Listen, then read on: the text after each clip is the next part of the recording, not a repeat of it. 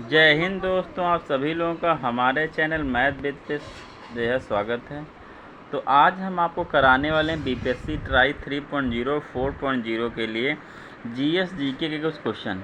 ठीक है, 40 नंबर में आया था, जिसमें 8 या 9 क्वेश्चन मैथ के होते हैं, बाकी सारे जीएस और जीके के होते हैं। तो उसके आज मैं क्वेश्चन कराने वाले प्रैक्टिस सेट 1 है। ये कौन सेट 1 है? तो सेट 1 आप लोग लिख लीजिएगा। ठीक है, तो इसमें जीएस और जीके क्वेश्चन है। अब इसमें क्वेश्चन कैसे, थोड़ा सा मैं टाइम लेके कराऊंगा। इसमें एक क्वेश्चन से चलते एक क्वेश्चन कराऊंगा, तो इसमें आपके 2 से 3 क्वेश्चन कवर हो जाएंगे। 2 से 3 क्वेश्चन कवर होंगे। देखिए कैसे। जैसे पहला क्वेश्चन आप लोग देखिए, इसमें क्या लिखा है। लिखा गया चारों वेदों में से, क्या लिखा गया है, चारों वेदों में सबसे पुराना वेद कौन सा है। चारों वेदों में से सबसे पुराना वेद कौन सा है।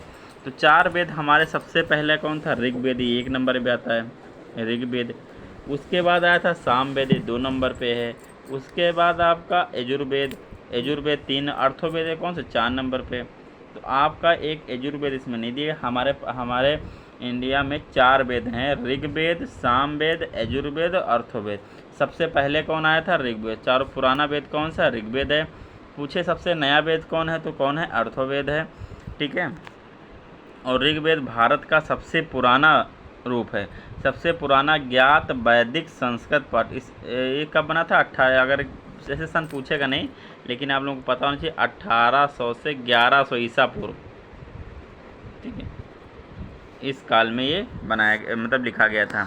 और इसमें अगर देखा जाए तो इसमें 1028 सूक्ति हैं। कोई बोले कितनी सूक्तियाँ हैं, तो 1028 सूक्ति हैं। ठीक है, और 10,600 छंद हैं। 10,600 क्या हैं? इसमें छंद हैं। ये सूक्ति हैं और ये छंद हैं, इतना कुछ इसमें है। ठीक है, तो उम्मीद करता हूँ क्वेश्चन सारा क्लियर होगा आपको। 2 क्वेश्चन बन जाएंगे कि सबसे पुराना कौन सा है ऋग्वेद, सबसे नया कौन सा अर्थोवेद, सबसे बाद में लिखा गया वेद अर्थोवेद, और इसमें कितनी सूक्ति हैं? 1028। कितने छंद हैं? 10,600। ठीक है, अगला अगर देखा जाए तो इसमें क्वेश्चन नंबर 41 कहा गया, भारत में केंद्रीय मंत्री पद की शपथ से संबंधित प्रावधान में किया गया, किस अनुसूची में किया गया है केंद्रीय मंत्री पद की शपथ का? तो ये आपका किया गया 3री अनुसूची में। किस में किया गया? 3री अनुसूची में किया गया है। ये आपका ऑप्शन 3री अनुसूची, 3rd वाला ऑप्शन सही है। प्रथम अनुसूची में क्या है? प्रथम अनुसूची में राज्यों, केंद्र शासित प्रदेशों और उनके क्षेत्रों की सूची है। और 3री अनुसूची में यही शपथ और प्रतिज्ञान है। 5वीं अनुसूची में आपका क्या है? 5वीं अनुसूची में क्षेत्र में अनुसूचित जनजातियों के प्रशासन व नियंत्रण के प्रावधान है। तो डियर, भारत संविधान में कितनी अनुसूची हैं? कुल 12। तो भारतीय संविधान में कुल 12 अनुसूची हैं। कितनी अनुसूची हैं? 12 अनुसूची हैं, ये ध्यान रखिएगा आप लोग। ठीक है, नेक्स्ट क्वेश्चन बढ़ते हैं। नेक्स्ट क्वेश्चन आपका क्या है? 42 नंबर। 42 नंबर क्वेश्चन है, अरावली पर्वतमाला के उच्चतम बिंदु का नाम। जो अरावली पर्वतमाला है उसका उच्चतम बिंदु का नाम क्या है? तो उसके उच्चतम बिंदु का नाम है आपका गुरु शिखर। क्या नाम है उसका? गुरु शिखर।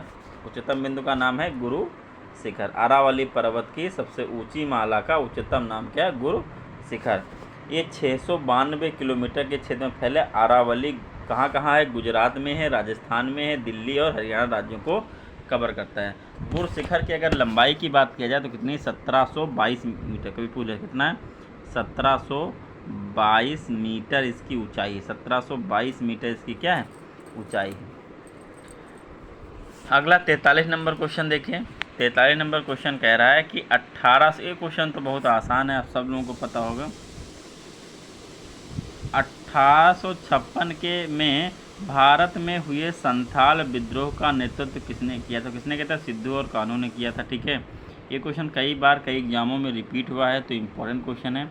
और सिद्धू कान्हू के अधीन संथाल अपने उत्पीड़कों के खिलाफ उठ खड़े हुए एवं कंपनी के शासन के अंत का घोषणा की और 1854 में स्वयं को स्वतंत्र घोषित कर दिया। मतलब इन्होंने 1854 में अपने आप को स्वतंत्र घोषित कर दिया था। अगला 44 नंबर क्वेश्चन क्या है? Moscow white. देखिए, अब ये कुछ दिए गए हैं, क्या लिखा है? अयस्क के नाम हैं, तो बोला गया मॉस्कोवाइट, पेगामाटाइट और बायोटाइट किसके अयस्क हैं। तो अगर आपको एक भी इसमें से पता होता किसका अयस्क है तो भाई वो ऑप्शन आप लगा सकते थे। तो ये सारे अभ्रक के किसके हैं, अभ्रक के आपके अयस्क हैं, ठीक है, अभ्रक के अयस्क हैं। अभ्रक कहाँ पाया जाता है, आग्नेय और कांतिक चट्टानों दोनों में पाया जाता है, ठीक है। अगला अगर क्वेश्चन नंबर 45 की बात करें तो 45 नंबर बढ़ते हैं आगे। 45 नंबर भी आपका आसान क्वेश्चन कह रहा, भारत के सुंदरवन डेल्टा में किस प्रकार के वन पाए जाते हैं। सुंदरवन डेल्टा सबको पता है कि इसमें मैग्रोवा प्रकार के वन पाए जाते हैं या पेड़ पाए जाते हैं, ठीक है। और ये कहाँ पर है, पश्चिम बंगाल में सुंदरवन विश्व का सबसे बड़ा मैग्रोवा वन क्षेत्र है। यह यूनेस्को की विश्व धरोहर स्थल के रूप में सूचीबद्ध है। यह जंगल रॉयल टाइगर के लिए भी जाना जाता है, गंगा डॉल्फिन या एस्टुरिन मगरमच्छों का आवास है। मतलब कोई पूछे रॉयल बंगाल टाइगर कहाँ पाए जाते हैं, तो कहाँ पाए जाते हैं, सुंदरवन डेल्टा में। कहाँ पर है, पश्चिम बंगाल में है। आगे अगर 46 नंबर की बात करें संविधान से, देखिए क्या है 46 नंबर क्या कह रहा, देखिए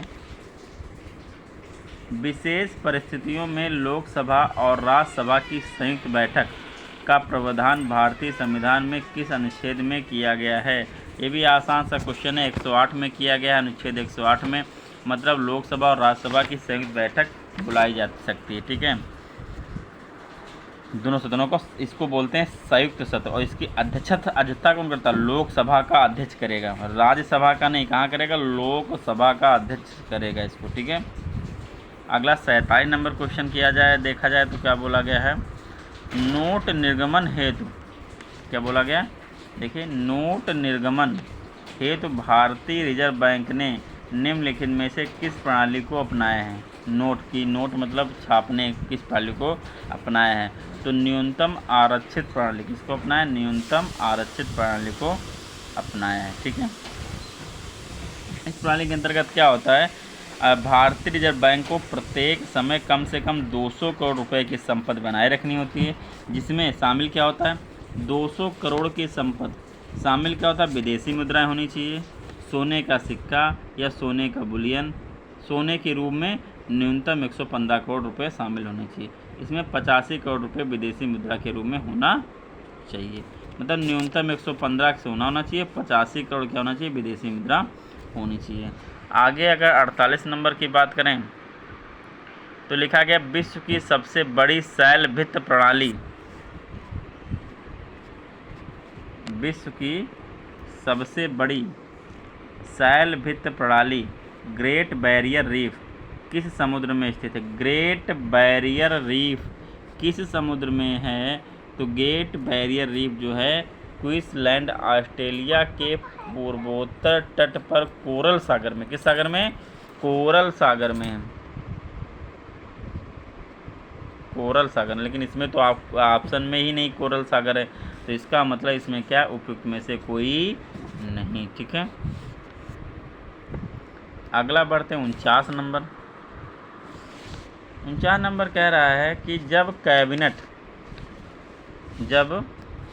कैबिनेट मिशन भारत आया था तो इंग्लैंड में कौन सा राजनीतिक दल सत्ता में था, कौन सी पार्टी की सत्ता वहाँ पे थी, तो वो थी आपकी लेबर पार्टी। कौन सी थी, लेबर पार्टी।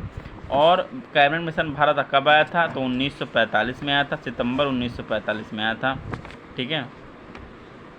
और नहीं मार्च 1946 में भेजा गया था, मार्च 1946 में भेजा गया था भारत। मतलब सितंबर में पता है ब्रिटेन में नई निर्वाचित, मतलब 1945 में लेबर सरकार वहाँ बनी थी, ठीक है। और 1946 में कैबिनेट में मार्च में भारत भेजा गया था। तो कौन सी थी, लेबर पार्टी। और कैबिनेट मिशन के सदस्य थे Lord Pethick Lawrence, sir Stafford Cripps and A V Alexander. कभी कभी क्वेश्चन दे देता है कि बताइए इनमें से ऐसा कौन सा सदस्य जो कैबिनेट मिशन का सदस्य नहीं था। तो मैं नाम ले रहा हूँ, इन तीनों के अलावा जो भी ऑप्शन होगा उसको आपको टिक करना है। सबसे पहले थे Lord Pethick Lawrence, sir Stafford Cripps और एवी अलेक्जेंडर, ये 3 लोग थे। बाकी जो ऑप्शन होगा उसको आप ना कर सकते हो, ठीक है। अगला 50 नंबर साइंस से है, देखिए क्या है साइंस का। Zinc sulphate heptahydrate ZnSO4 7H2O को आम तौर पे क्या नाम से जाना जाता है? ZnSO4/7H2 हाई स्कूल में जिसने अच्छे से पढ़ा तो इस क्वेश्चन का आंसर उसको पता होगा। तो इसको श्वेत तूतिया, वाइट वेटाल बोलते हैं, श्वेत तूतिया बोलते हैं। क्या बोलते हैं? श्वेत तूतिया बोलते हैं इसको। सफ़ेद कलर का होता है, ठीक है, श्वेत। आगे अगला देखिए 51 नंबर। दिल्ली में स्थित इंडिया गेट का डिज़ाइन किसने तैयार किया था? लुटियंस, ठीक है, सबको पता होगा, ठीक है। तो 51 नंबर का जो ऑप्शन है वो कौन सा? एलिजाबेथ लुटियंस नहीं, एडविन लुटियंस। कौन है? Edwin Lutyen, Edwin Lutyen. Option number third, option number third इसका सही है। आगे दो लुटियंस दे देंगे, ध्यान, एडविन लुटियंस है। 52 नंबर देखिएगा। 52 नंबर कह रहा बर्ड फ्लू। क्या कह रहा है? बर्ड फ्लू किसके कारण होता है? अब ये तो सबको पता है बर्ड फ्लू किसके कारण होता है। तो बर्ड फ्लू आपको होता है H5N1 वायरस के लिए। किसके लिए होता है? H5N1 वायरस की वजह से ये फैलता है। ये मुर्गी में फैलता है, घरेलू मुर्गी में फैल सकता है आसानी से। आगे अब ये तो भैया क्वेश्चन हिस्ट्री का है। हिस्ट्री का क्या कह रहा है? बरदौली सत्याग्रह, बरदौली सत्याग्रह जो कि किसानों का एक आंदोलन था की अगुवाई में भारतीय राष्ट्रीय नेता द्वारा किया गया। तो सरदार वल्लभ भाई पटेल। 53 नंबर देखिए, ऑप्शन है सरदार वल्लभ भाई पटेल। ऑप्शन है, हाँ, पहले ऑप्शन है वल्लभ भाई पटेल। यही आपको लगा देना है, रटा रटा है क्वेश्चन। सरदार वल्लभ भाई पटेल या केवल वल्लभ भाई पटेल। अभी भी साइंस का क्वेश्चन, आसान सा क्वेश्चन है। लिखा गया है निम्नलिखित में से किसका उपयोग नाभिकीय रिएक्टरों में मंदक के रूप में नहीं किया जाता? ध्यान रखिए कि नहीं, भारी जल का किया जाता है, जल का भी किया जा सकता है, लेकिन बोरान का नहीं किया जाता। तो ऑप्शन थर्ड क्या है? राइट। 54 का ऑप्शन थर्ड क्या है? राइट। भारी जल का फॉर्मूला था D2। क्वेश्चन नंबर अगला देखिए। निम्नलिखित में से कौन सा केंद्र शासित प्रदेश तरपा उत्सव मनाया जाता है? कौन सा केंद्र शासित प्रदेश में तरपा उत्सव मनाया जाता है? तो ये आप केवल रख लीजिए, कौन से? दादरा और नागर हवेली में तरपा नृत्य, दादरा नागर हवेली में अत्यंत लोकप्रिय नृत्य है यहाँ का, ठीक है। चांदनी रात में किया था, ये भी नोट कर लीजिए, चांदनी रात में किया था।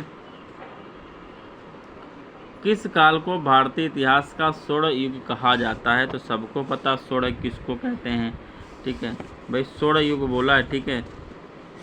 एक सेकंड, क्या बोला? स्वर्ण युग किसको कहा गया? अब कुछ लोग इसमें क्या लगा के चले आएंगे, मुगल काल, लेकिन गलत। स्वर्ण युग कहा गया था गुप्त साम्राज्य को। किसको कहा था? गुप्त साम्राज्य को स्वर्ण काल कहा गया था, लेकिन गुप्त साम्राज्य में है ही नहीं, इसलिए उपयुक्त में से कोई नहीं। इसलिए स्वर्ण युग कहा गया था क्योंकि यह विज्ञान, प्रौद्योगिकी, इंजीनियरिंग, कला, साहित्य, तर्कशास्त्र, गणित, खगोल विज्ञान, धर्म, दर्शन, व्यापक आविष्कारों, खोजों द्वारा चिन्हित किया गया था। 56 हो गया। अगला देखिए 57 नंबर कह रहा है खेड़ा जिले के किसानों की सहायता के लिए महात्मा गांधी ने सत्याग्रह आयोजन किया। तो पहले उन्होंने 1917 में किया गया था, ठीक है, 1917 में, और फिर ये खेड़ा सत्याग्रह किया था 1918 में। 1918 ऑप्शन में ही नहीं है, तो आप क्या लगा? उपयुक्त में से कोई नहीं। नीति आयोग के संबंध में निम्नलिखित में से कौन सा कथन गलत है? नीति आयोग यह सहकारी संघवाद का एक मंच है, सही है, ये गलत नहीं है। नीति आयोग के बारे में कौन सा सही नहीं, ये बोला हमसे, ठीक है, तो ये सही है, मतलब ये गलत है क्योंकि उसने नहीं लगाया। यह भारत सरकार के मुख्य थिंक टैंक के रूप में कार्य करता है, ये भी सही है। इसकी स्थापना 1 जनवरी 2016 को हुई। इसकी स्थापना 1 जनवरी 2016 को नहीं हुई थी, 2015 में, 1 जनवरी 2015 में हुई थी, इसलिए गलत है, इसीलिए क्या है? सही है। 62 नंबर क्वेश्चन देखते हैं।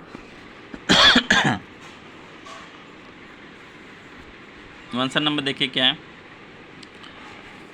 बोला गया 1947 में भारत के स्वतंत्र होने के समय ब्रिटिश भारत का वायसराय कौन था? ब्रिटिश भारत का वायसराय कौन था? तो वो था लॉर्ड माउंटबेटन। सबको पता होना चाहिए, लॉर्ड माउंटबेटन। ये तो आसान सा क्वेश्चन था। आगे एनोडाइजिंग प्रक्रिया में किस अम्ल का उपयोग किया जाता है? तो तनु सल्फ्यूरिक एसिड। किसका यूज किया? तनु सल्फ्यूरिक एसिड H2SO4 का, डाइल्यूट H2SO4। 61 देखिए, 61 कह रहा शुद्ध कार्बन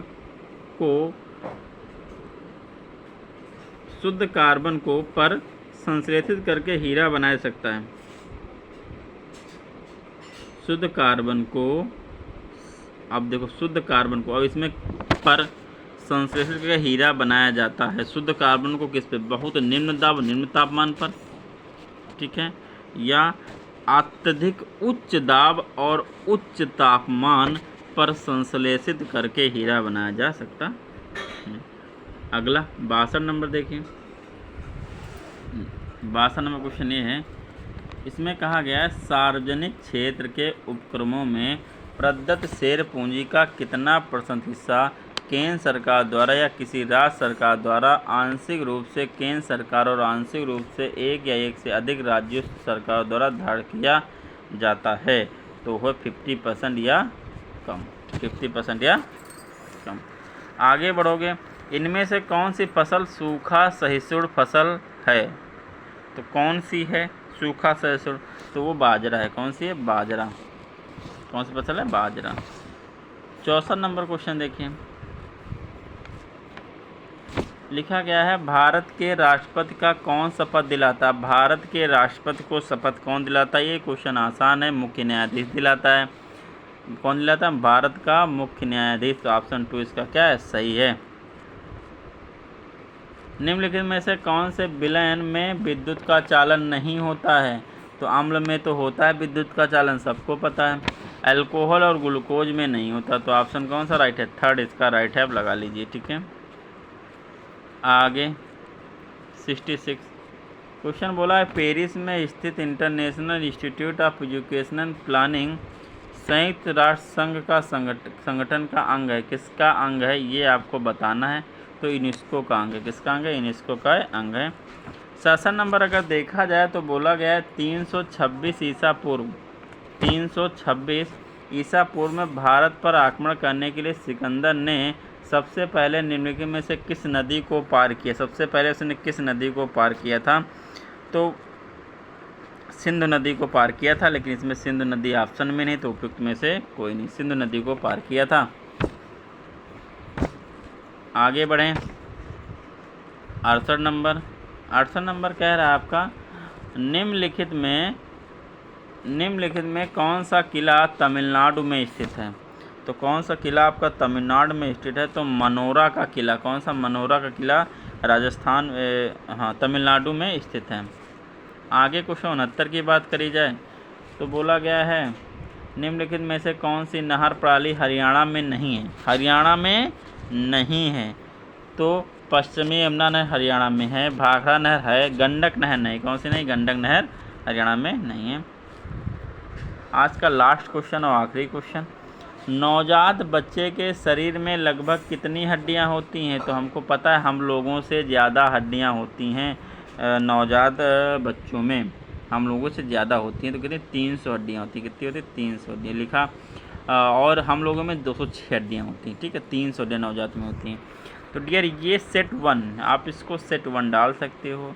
ये सेट 1 के आपके GS के क्वेश्चन हैं जो 40 से लेकर 70 तक थे, ठीक है।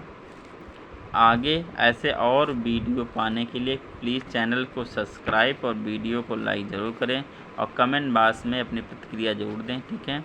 ये सेट 1 था, आप लोगों को पता है बहुत ही जल्दी पेपर 11 तारीख 11 जून से शायद स्टार्ट है। तो आज मैंने सेट 1 का आपको GS करा दिया है और हो सकता है आज ही मैं एक वीडियो डाल दूँ जिसमें GS इसकी साइंस होगी क्लास 6 to 8। ये तो आप मान सकते हो क्लास 1 से लेकर 12 तक सबके लिए।